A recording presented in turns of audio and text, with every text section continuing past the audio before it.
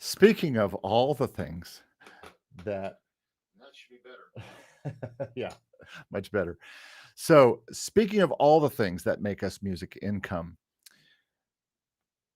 we have to make music income from a variety of sources. And today, what I want to talk about is music publishing.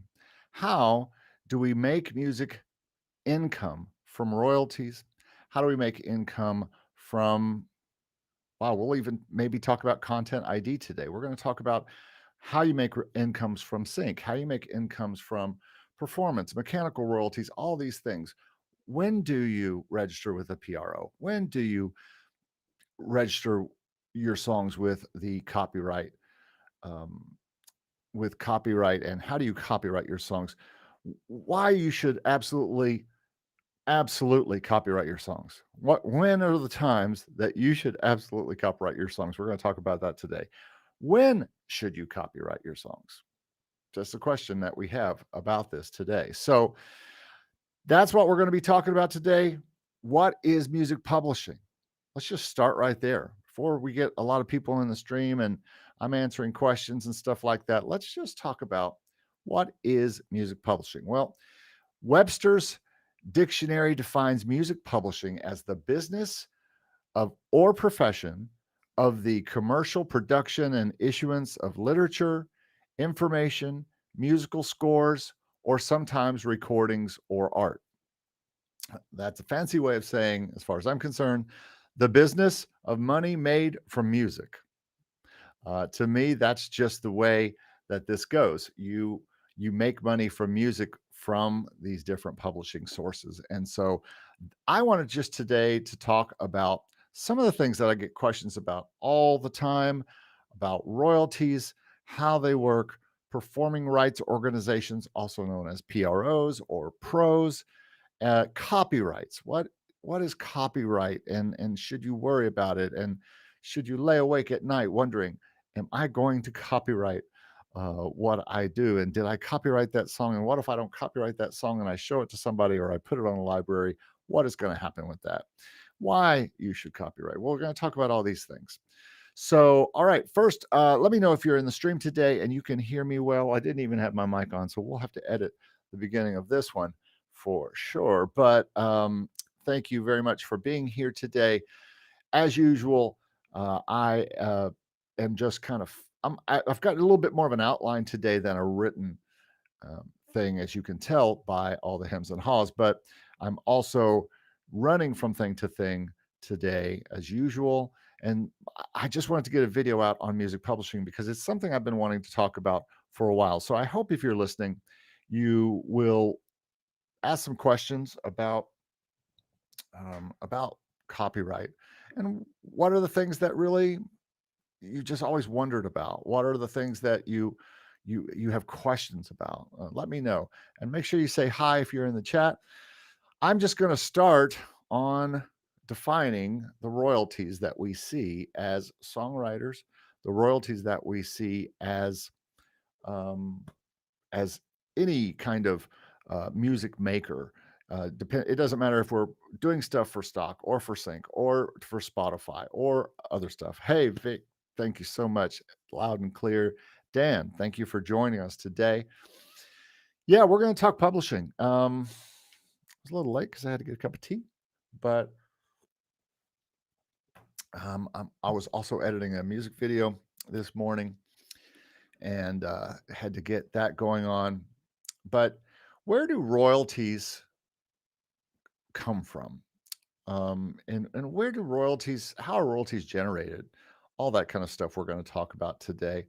Um, and most of that we'll talk about when we get to PROs and performing rights organizations. But first, I want to just talk about the four main kind of royalties that we see. First of all, there is mechanical royalties. And let me just make a little graphic for you here. Mechanical royalties. And mechanical royalties are royalties made off of sales. In the old days, this would have been when, let's say, you were signed to a publisher and that publisher got your music onto an album and that album started getting sales. Well, you would get income, mechanical royalties. They are physically made, mechanically made, and they make you royalties. And that's the way I've always thought of mechanical royalties. So sales, now it's downloads, also counts as mechanical royalties. Streaming counts as mechanical royalties. Anything that is sold as a product or streamed or paid for in some way, to me, that's what mechanical royalties are. So that is not something that we see a lot of. Streaming pays very little, as we know. And so, sorry about that. Somebody did not put their phone on airplane mode. And that is something I'm going to do right now. That was bad host preparation. Sorry about that, folks. That won't happen again. All right. Let's make this happen now. Are we ready? Are we back? A few difficulties today with our setup here. I'm still here. Anybody still there? We're still talking about mechanical royalties. Everything looks good. Let's just make sure we are still on camera. Everybody here? There we are. Technical difficulties, folks. Okay, so we've defined what mechanical royalties are, and mechanical royalties are sales, downloads, and streaming. All right, so the next one I want to talk about. Good morning, Mix Club. Thanks for being here today. Let's talk about performance royalties. How quickly and well can I type as I go on then? Yeah, no doubt, mechanical royalties. Well, somebody forgot to set their phone to airplane mode, and I always use my phone for my camera through this neat little app that makes it look really nice, and so I use that there. Hey, Arco, thanks for joining. Glad you're here. People are starting to show up now. Sorry for the late notice on the live. I just had to get editing on a video this morning. So, and I'm getting ready to do a new live, and you'll want to join me next Thursday for an explanation of what's been going on in my life a little bit and a brand new income stream that I have. Some of you may know about, some of you may not, but it is changing the way that I do everything, including this channel, including my client work, including my licensing work, everything. Everything is changing a little bit for me for the good. Bing. If I had my little ding, I'd go ding. But everything is changing for the good. And so, but we'll talk about that next week because that's going to be a pretty good one. And I will try to get some advance warning of these lives because it might be lives are the way that I get to talk to you guys from my channel for a little while because it saves time in editing, as you may have heard Jesse talk about or Daniel talk about, where they just kind of get on and they go live and they do their thing. And it really is easier. I could spend days editing my videos, but I do plan to do that. But we'll talk about that next week. So let's continue on and talk about performance royalties now. Concerts, radio obviously is a performance royalty whenever your song gets played on the radio, if it is logged and tracked and sent back to the PROs, the BMIs, and the ASCAPs. These are where you get performance royalties from radio. Television also. So for us that are involved in sync or hope to get our songs onto television shows and get royalties in the back end, that is what we call a performance royalty. So one thing that I was not aware of until I was working on my master's in over the past 5 years or so was the amazing payouts of concert royalties, especially on the classical side. You literally have to register with BMI separately to collect classical performance royalties. And so I did that before my first classical performance at a large classical venue here in Orlando. And it was pretty profitable for a 10 to 15 minute piece of work. I got $75 on the writer side and $75 on the publishing side. So $150 for 10 minutes on stage or so. Not bad work if you can get it, not bad income if you can get it. So that's an example of a performance royalty. And The main ones we're going to see are concerts, are radio, are television. And so um, that is, we've covered mechanical and performance so far. Now, let's talk about sync royalties. Now, this is the one that we all are interested in, right? Sync royalties that we can get through television, through uh, payments from upfront payments from film. And these are usually, again, upfront payments that we get for getting a song in a television show. And it continues to get upfront payments or payments every time it is bought by a new television show. So this is television, this is film, games. Uh, really, and I'm not even sure how this is figured, but I think of stock music payments, which I just received $212 today from Motion Array. I think of that as a sync payment. It is being um, it is being used in and around and behind music on a, a a video piece of work. It is being synced to something on YouTube or to a presentation. So I definitely think of stock income as sync income because I don't think you can really call it mechanical or performance income.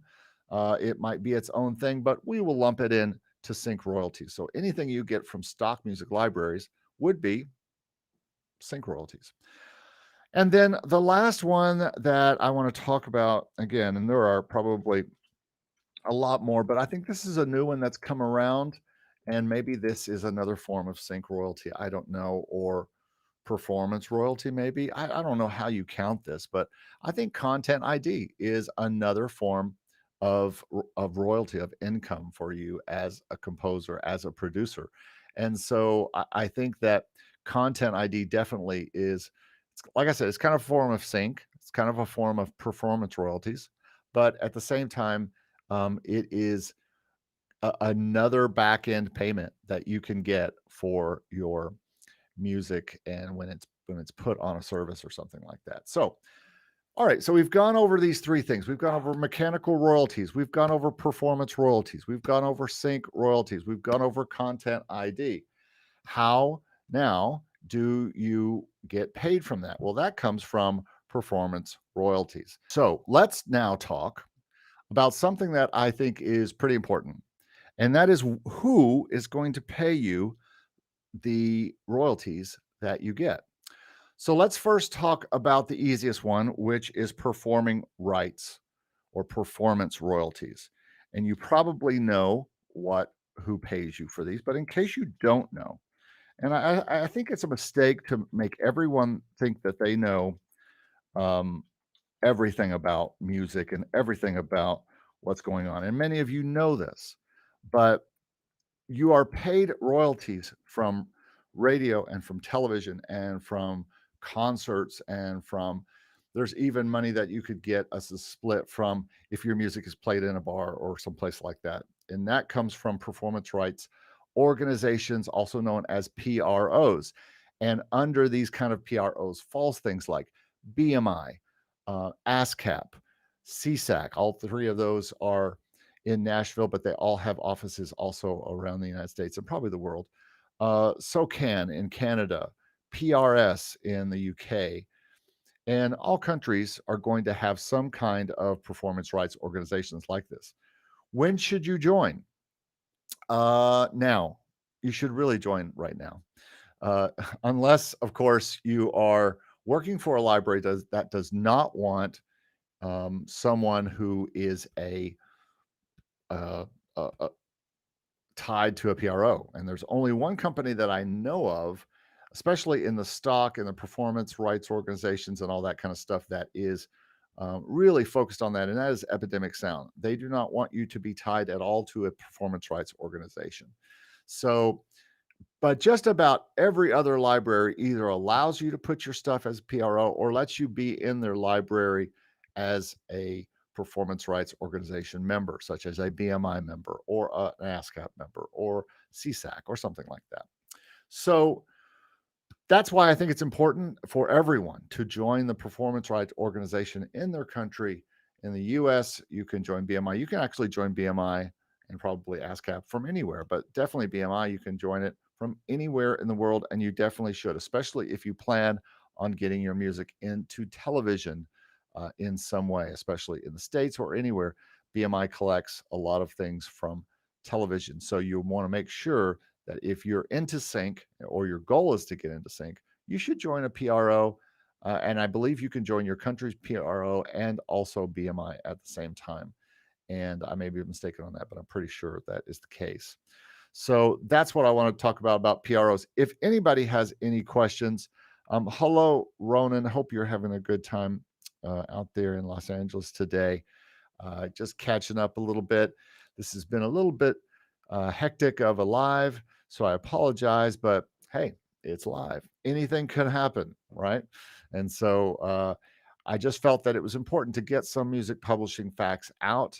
And you can also, if you're kind of watching this video, and if I'm talking to someone who is in the chat, you can just go down to the description. And after this chat, I will go in and put in the specific moments where I talk about the different things like royalties, which I've already talked about, like performance rights organizations, and like copyrights, like why you should absolutely copyright, when you should copyright, all those things. And so all of those will be in the description below. By the way, if you are someone who is trying to figure out how to make music income and you're just struggling, you don't know even any ideas of how you could possibly make more music income, you're like, I can't even get to publishing because I don't even know how I would get my music out there. I do have a free ebook. It's called 50 Ways to Make Music Income. And you can find that at Make Music Income. Make music. I cannot type today. Makemusicincome.com/50 ways. And this is a ebook I put together of a few months ago for anyone to really kind of go in and look through. It's a really quick and easy read. It's a free PDF. You can download it. You can find 50 different ways to make music income, in one or two or five or 10 of those things might be things that you can do to start to generate income for your music. So something to look at, makemusicincome.com/50 ways. All right. It looks like we're starting to pick up some people in here. If you have any questions about royalties that I've already covered or performance rights organizations, you want to talk about that, frustrations of any of these things. I'll just talk a little bit more about PROs or pros, as some people call them, performance right organizations. I've been with BMI for about 30 years or so, and that's my particular favorite PRO. I have likely made somewhere in the ballpark of $10,000 or more over the course of that time from different things that I've had radio play on, from different things that have just found their way into television or found their way onto radio or whatever. So I have not, as far as I know yet, seen any income, any royalties from BMI that relate to stock music. So I haven't seen that any stock libraries, except for some old Getty Images stuff, but that was years ago. I have not seen any of the current stock that I did throughout 2021 till now. I have not seen that come on my BMI statements. So I'm not sure if that is going to be something that you're going to see on your BMI statements or not. Um, they ask you in all the libraries, Pond 5, Audio Jungle, Motion Rate, who you are aligned with, and they are very careful to get your information so that they can report back in case something is used on television or used in some way that might report back. But I haven't seen it. So that's been my experience. Most of my BMI income is still from a lot of the music I've put out on Spotify or have released out on any of those kinds of things as far as radio play and things like that. I've had a few cues used on television and stuff like that. Oh, that's very good intel. Mix Club says, I have received, and was that through BMI, Mix Club? That's encouraging to know that you have seen I guess that's what we call back end uh, royalties from Pond 5. So I guess I take it that you had something from Pond 5 used on television and BMI paid you for that? What do you think? Were you able to get the intel on that? That'd be my question. Was it something someone downloaded from BMI and then they used on television and you were paid by that? I guess literally it could also be radio um, that you could be paid for someone using um, that on, or maybe even online. So would love to know that. You said yes, so I assume that means used on television. So all right. So Mix Club says um, they have received money from Pond Five or from BMI. This is Performance Rights Organization money from a song put on Pond 5. This is the first time I've heard anyone talk about this. And I think this is pretty interesting. If you are someone who is putting stuff on stock libraries, the possibility does exist. We see it right here from the Mix Club. And thanks for being here, Mix Club. Appreciate that comment. This is what I call intel, music income intel. Um, Yeah, right. I am down with that. I had to reset my password just last night. I always forget it. And but thanks for checking into that for us because this kind of intel from you guys is really important. A lot of the comments that I get on the YouTube channel are really valuable because you're telling me what's happening with you. And that lets everybody else see what's happening out there. And I started this channel just as a way to share my experiences from doing stock, from doing sync, from making music income in all the ways that I make income. So, yeah, that's really good, interesting intel. Don't show us your password, Mix Club, but thanks for looking that up for us. All right, so while he is looking that up, let's go ahead and talk about copyright for a minute. Now, I am not an attorney. This is not legal advice. I am not telling you how copyrights exactly work. This is just my experience with copyrights. But I have been filing copyrights since the 1980s on my music. Um, I don't do it all the time. As a matter of fact, I don't do it a lot. Um, I don't know when. I think what I usually do is copyright an album when I put it out. As far as my album that I put out on Spotify, I will copyright it then. And that is kind of like I know it's in a final shape. I've made a 10-song album for, let's say, my jazz brand Player A or my quiet soul piano brand, and I will put that album out and uh, I will copyright it then with the Library of Congress in the United States. Now, your copyright procedures will be different in your country. I don't know how it's done, to be honest, outside of the US. If anybody, hey, Luca, thanks for joining. If anybody registers copyrights in their country, I would love to know how that works in your country. And as far as the US, you go to the Library of Congress and you can see that at copyright.org. Or is it copyright.org? I think it is. Um, or it might be copyright.gov. That's actually it, I think. For US people, it's copyright.gov. Welcome to the Copyright Office. As a matter of fact, I'll just show you that right here, and you can see it. You go right to the Library of Congress, and they have this Library, United States Copyright Office, and you can go in and register there.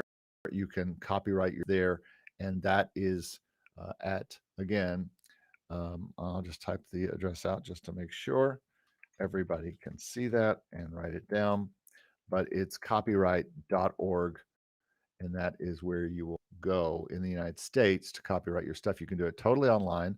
In the old days, we had to literally send stuff to the Copyright Office in Washington, D.C. We no longer have to do that.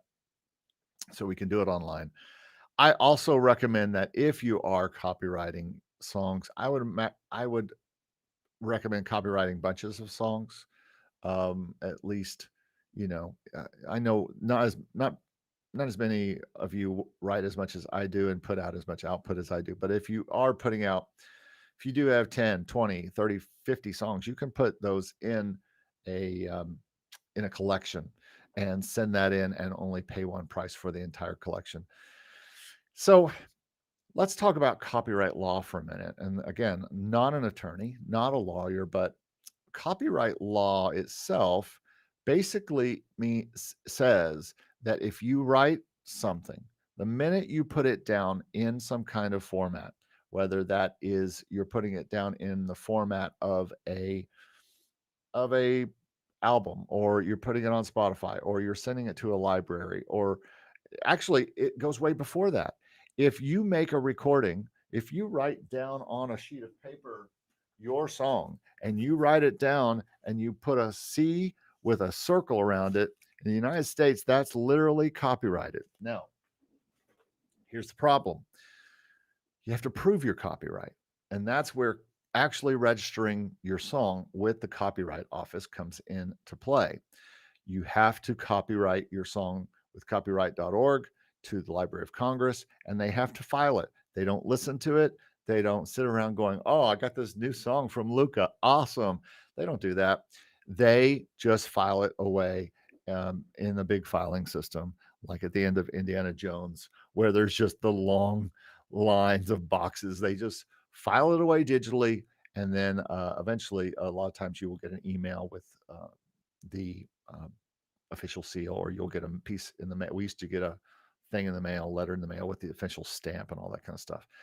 But so copywriting is really done. Like, so for instance, if you put it up on Pond 5, that's a form of copyright. That's a form of proof of when you wrote it. So if anyone tries to copy it, if anyone tries to copy your song and steal your song and also put it up, likely they're going to put it up after yours. So to some extent, putting it up on Pond 5 or any library proves that you wrote it before another person. If they've got another set of proof, a file online. But as you can probably imagine, there's not a lot of this "you stole my song" going on, because look at corporate music. How much of that sounds almost exactly the same from song to song? And you could find lots of songs that sound the same as another song. So I think that copyright is one of those things that, yes, you can register it with the Copyright Office at copyright.org, but I'm just not sure that it's something that needs to be at the forefront of your mind. Now, sometimes it just is at the forefront of your mind. And so, when should you copyright? And before I move to that, let me answer. Arco asked, when registering to BMI, is there a page where they ask if it's made for film and TV?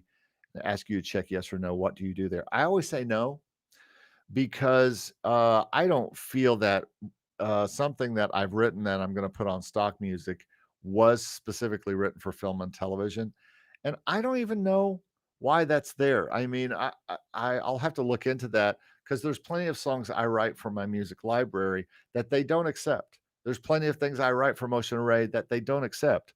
So I don't want to go in and say that it's written for that, and then it turns out that it's not.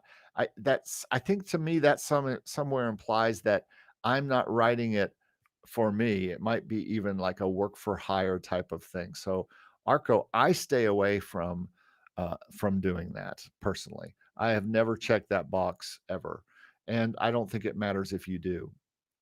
But we need to talk about when you should even register with BMI, and we're going to talk about that here in a minute. When you should copyright and when you should register with BMI, and I'll get to that in just a minute. Um, so let's talk a little bit more now about when you should copyright. Bye bye. Um, here's why you should absolutely copyright. If you lay awake at night afraid people are going to steal your songs, and you don't want to even show it to me or to anybody in the music business or anything, because you're just so afraid they're going to steal your song and you can't sleep at night, copyright your songs. Just copyright them with your copyright office in your country, or if you're in the US, copyright to copyright.org. Just do it. You'll sleep better. You'll you'll feel like you are secure, and if that makes you more secure, then go ahead and do that. Personally, I am much less precious with my songs, mainly because I have so many, and mainly because I have so much in production at the same time. I can't afford to think about each of the babies all the time. And so, again, if you can't sleep at night, and also if you never, ever, ever, ever plan to do anything but self publishing. And when I say self publishing, that means you're just going to put it up on Spotify and you're going to put it up on um, your own SoundCloud and your own website and show it to people and sell it yourself. You don't plan to work with libraries or anyone else, um, then maybe you should copyright it, and that way you won't have to worry about that. And there's a reason why I say self-publishing versus publishing through seek royalty companies or libraries or publishers. Here's when you should copyright. Um, well, oh, I should say, yeah, here's when you should copyright. Should you copyright before sync? Well, that answer is a big no. If you are planning to send something to an exclusive library, they are going to want to be part of that copyright, at least for the terms that um, they are involved. And so but even if you have it copyrighted, it's no big deal. You're not going to be shunned by any company. It's just like registering with your PRO. You should probably not register songs that you're going to send to sync libraries with your PRO. You absolutely can, but it's probably better that you don't, because they would prefer to freshly send it to the PRO themselves. So with sync, you probably don't need to copyright it, and you probably don't need to file it to your PRO. However, again, if you're working with a sync library or you're thinking about sending stuff to a sync library and it just scares the bejesus out of you to put it out there and send it to them and let them do what they will and sign contracts with them without it being copyrighted in your name, without it being in your PRO, then go ahead and copyright it and go ahead and put it in your PRO. Um, Maybe you just don't select the publishing side, and you don't add a publisher on your PRO to the work. That would be my suggestion to you. And the reason why I suggest that you don't put it in your PRO is because then the whoever signs the song and takes over the publishing of it, whether it's a music publisher or a library, they're going to have to go in and redo that copyright and fix it up. And it seems to me, from what I've seen on my end, looking at BMI, that they they would rather you didn't, because it's a bit of a process. Now, if they go in and file a new PRO thing at BMI, and they put you as the writer and them as the publisher, that kind of is in very quickly. But if they have to go in and change something, the PRO world moves very slowly. Same if they have to go into the copyright office and change anything, that moves very slowly. And so all of that will affect you getting paid fast. So if it's already in the PRO system, if it's already in the BMI system, what you've sent to a sync library, then what you might get is a delay in in waiting to see how all that works. And so I would just say, if you're going to send stuff to sync, don't copyright or put it in PROs. Again, if you feel more comfortable copywriting and putting it in your PROs, go ahead. But I don't think it's something that you need to do. Arco says, if you say yes, they give some options like film, music libraries, etc. Okay, I'm not sure what that means. Um, and Lucas says, in the tutorial I saw on YouTube, they always say to check no. And again, we're talking about when you are putting stuff into your PRO, it asks if you are doing this for a film or TV library. And I think maybe if you are employed by a film or TV library, that might be a different thing. But as a independent composer and producer, I would say do not check yes on that box that you are submitting that this is for film and television, because it could end up not being for film and television, because it could end up not being accepted by a library. And so then you have checked that for nothing. So I certainly would check that. All right, so let's talk about publishing. Let's get a publishing deal.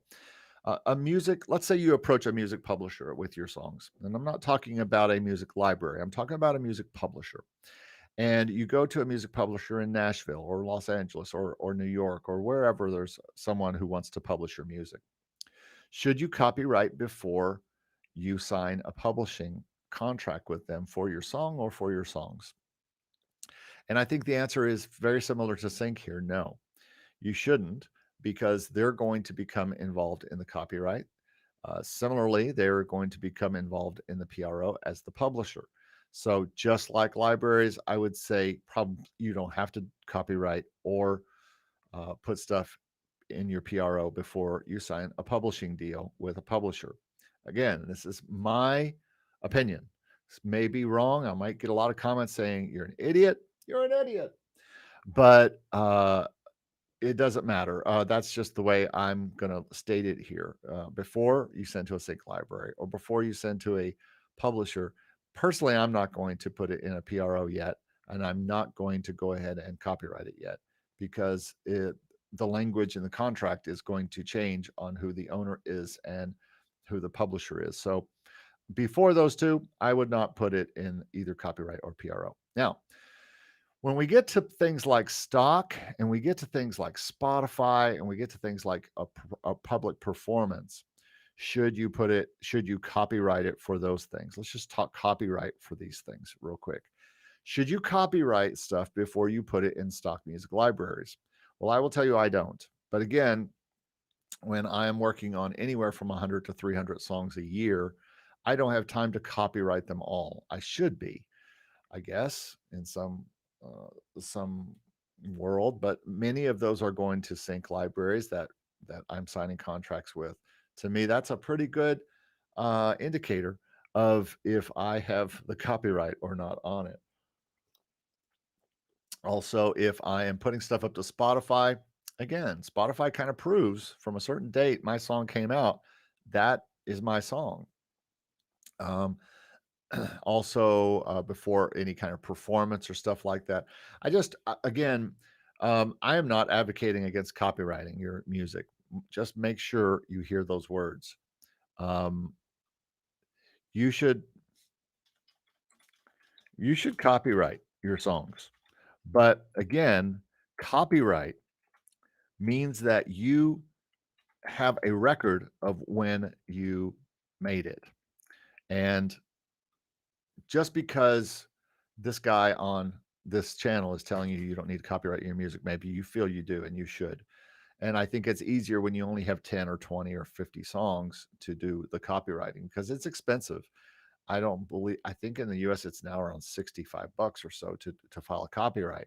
And you can't imagine doing that for hundreds of songs or thousands of songs. So this is a great conversation I'm going to have with a music publisher friend of mine in Nashville.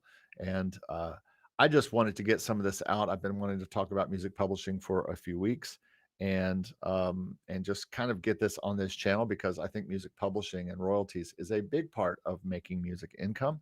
And so I wanted to get that out on this channel so that there always would be some kind of information here before I get to that. Because once we get to talking to this particular gentleman who is going to talk to us about, and I'm going to do an interview with him and ask him these same questions. And it'll be interesting to see his answers. I may have to come back and delete this video. I don't know. We'll see. But again, we'll ask him all these things. Yeah, well, and Ronan, I'm glad you brought this up. And Ronan says, remember when you used to be able to mail yourself a copy of your own song as long as it was post dated, it was considered copyrighted. And I'm glad you talk about this. I skipped over this when I was talking about copyright. I meant to address it. This is what's known as the poor man's copyright. And what you would do, and I did this when I was a teenager and 20 something, before I was involved in the business a lot. I would, there was a thought, you could almost call it a composer's tale, an old wives' tale, that if you recorded your stuff, you put it in the mail and you mailed it to yourself, you would have a postmark on the piece of mail with a date that would prove. And if you didn't open that package, you could prove that that was your your song, and that you had written it, and so that it was proof. If anybody tried to say they wrote that song before you, you had that. And I think we all may have done this at some point in our careers, but it absolutely does not hold up in court.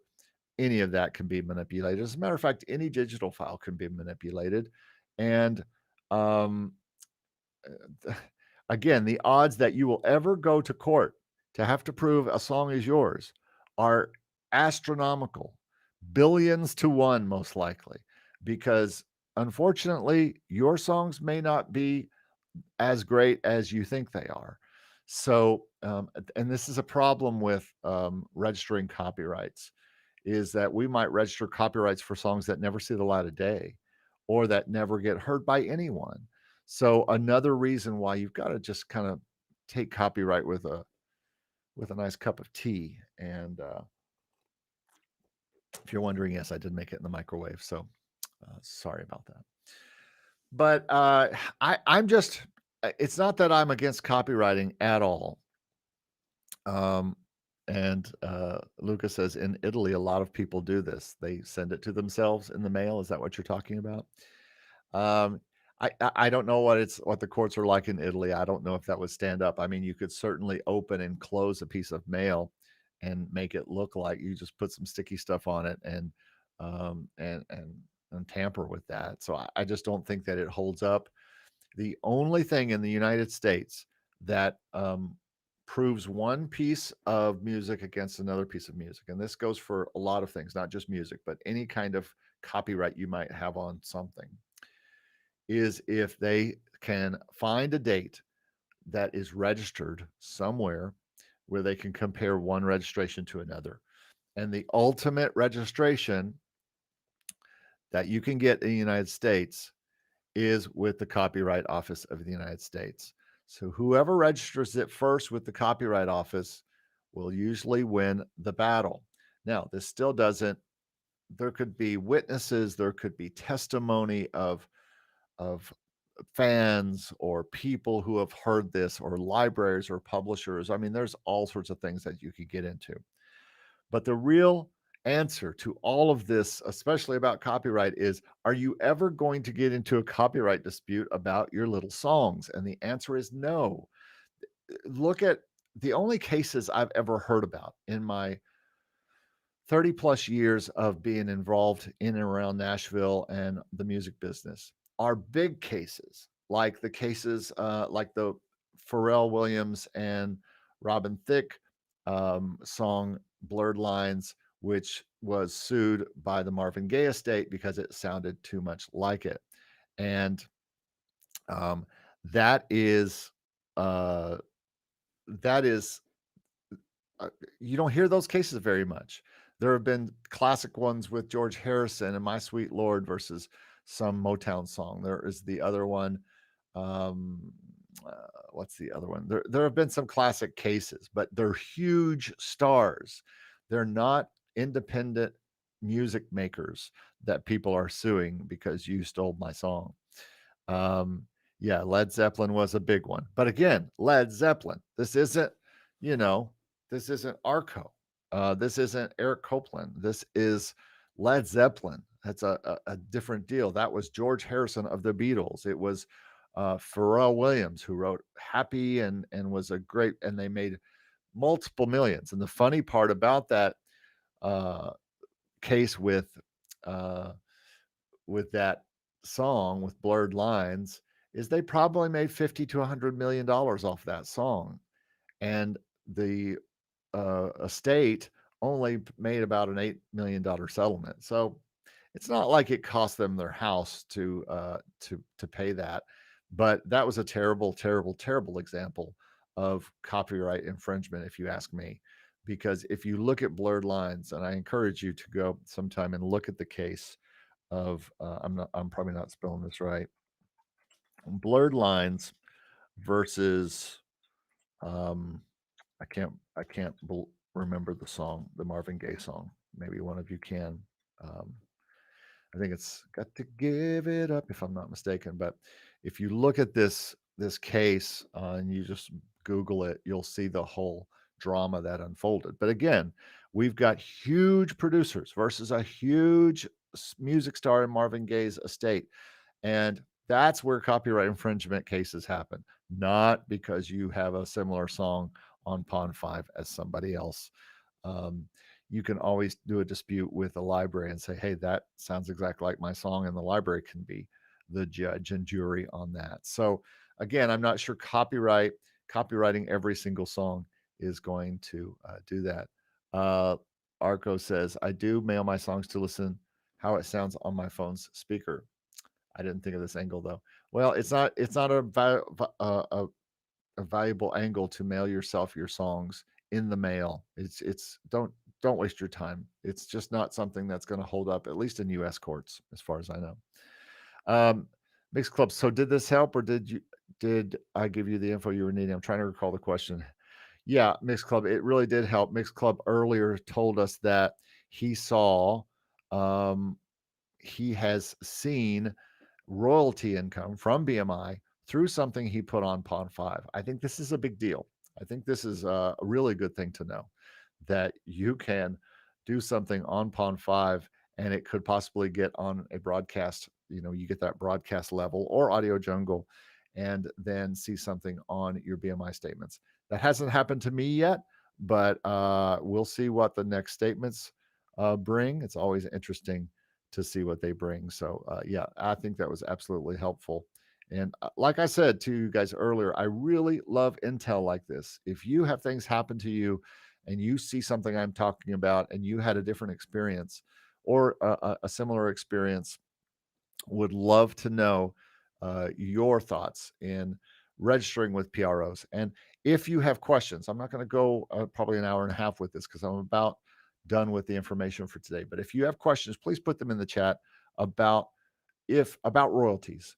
If you understand royalties, if you understand PROs, if you have questions about joining them, if you have questions about copyright, please put them in the chat right now. Also, if you're watching this video after it's live, put your questions in the comments below and I'll be happy to answer those as well.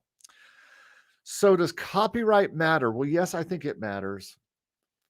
I think it's just going to get to the point where it really matters more for um, for people who are signing bigger deals with their songs. If you're signing to a large BMG or Universal company, publisher, library, whatever, I think that's where you're going to want to. A lot of the copyright stuff is going to be taken care of for you because they're going to be involved in that. If you are someone who is very precious and just new to all this, and you feel like I'm not comfortable showing my songs to someone before they're copyrighted, then copyright them. Absolutely. It's not going to hurt anything. It might slow things up down the line in another deal or something, but it's not going to hurt. So if you can't live and sleep at night because you're afraid people are going to steal your songs, and I've just seen this over and over in my experience and in my world of working with artists. People come to town and they're very, very, very scared to show me their songs because they want to make sure I don't steal them. But what they don't realize is that I have enough songs and I work with enough people who have enough songs and libraries who have enough songs. I am not going to steal anyone's song. And it also gets down to the point of how many songs sound the same anyway. There's only so many chords. And there's if you have a song that has the same chord progression I do, and the melody, and there's no melody in it because it's a stock music song, then there's very good possibilities that our songs could sound alike. But that doesn't mean we're stealing from each other. As I mentioned before, corporate music can awfully seem like you are stealing from someone else when you are being told by all these websites, this is how you make corporate music, make it like this, do the bass this way and the guitar this way and all this kind of stuff. My friend Stevie B just did a video last night on how he makes lo-fi, and you could copy all those things, but I truly feel that you're not going to really copy it note for note, sound for sound, because you are who you are. Stevie B is who Stevie B is, and I am who I am. And so if we all try to do our version of the same song, it's going to come out different. and it's going to sound different just because we all have different tendencies. We all have different kinds of ways we write. And so, anyway, but I wanted to just really get into this because I have made a good amount of music income from my royalties and from being involved with BMI and selling CDs and getting the mechanical royalties from selling products, mechanical royalties from streaming, mechanical royalties from downloads. I've seen all of that. It still is a small part of my income now. Mix Club says, I don't give it much thought. I just release my music. If someone steals it, I must be doing something good. Yeah. What do they say?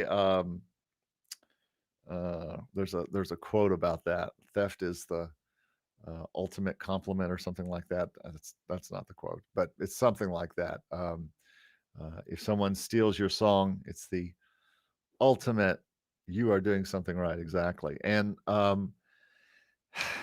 it, we all steal everything we do. I mean, we're pulling it from some other song we heard, and that's why when I try to create on the keyboard, I a lot of times just throw my hands down.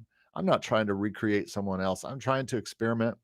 If Hey, if we use loops, guess what? We're using stuff that somebody else did.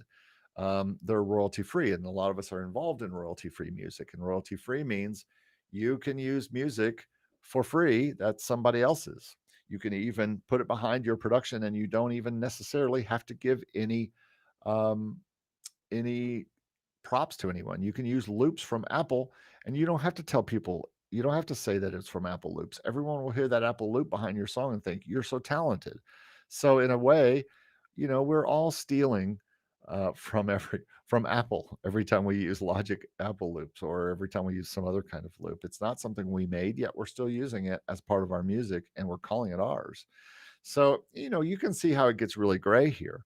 Um, I will tell you that as a copyright infringement type of warning, that sync libraries do not like when you use a lot of samples, because then that makes it too possible for songs on Content ID to be misread, or um, if you are using samples that are not yours and you didn't pay for them and you didn't get them from Splice or someplace like that, or this is where songs can sound the same and be confused by all these artificial intelligent reading things that are telling us, oh, this song belongs to this person.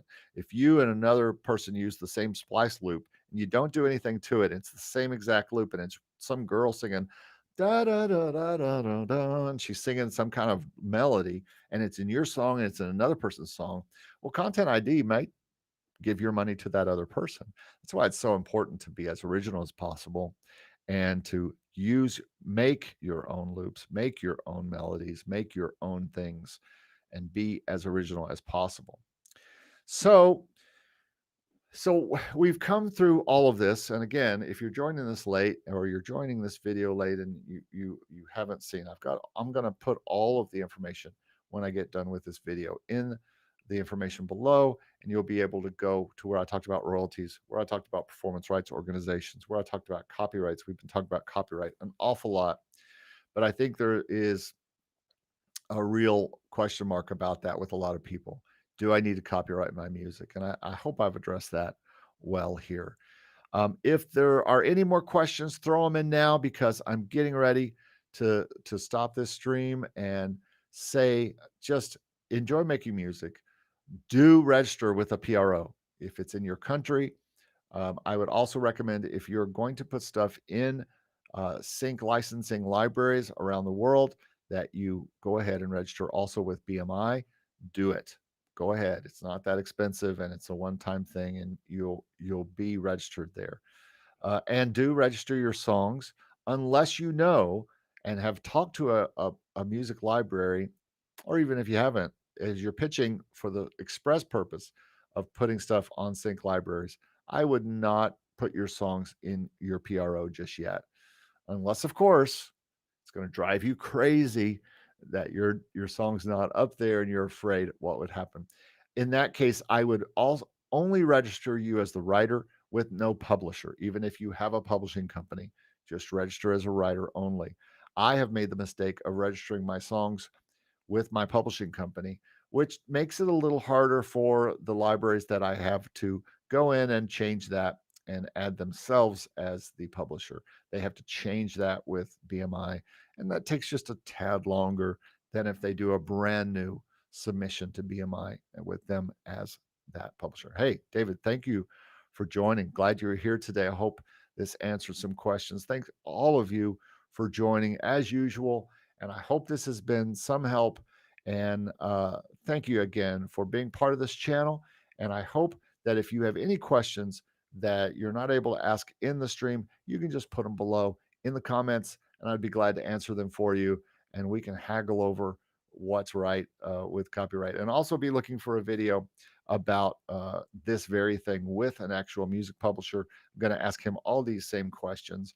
And so he may give me some different answers that I'm giving you. But as usual, it's my channel and my particular thoughts on this subject. So take it with a grain of salt and again, with a lovely warm beverage. So Mix Club, very happy you were here today. That was a very good piece of intel to have.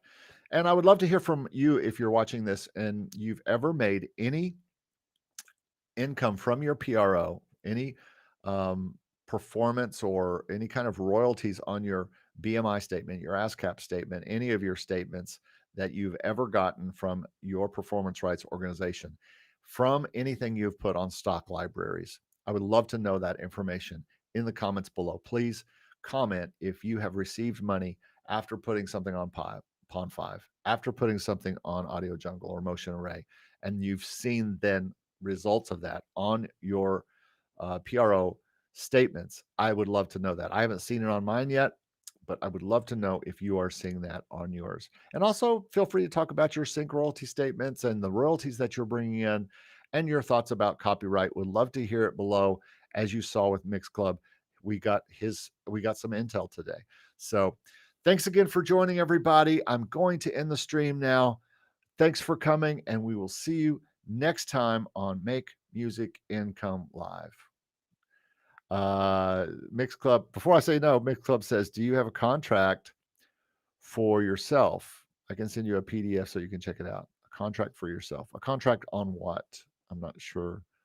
Oh, a contact on yourself. Sorry, I thought you said contract.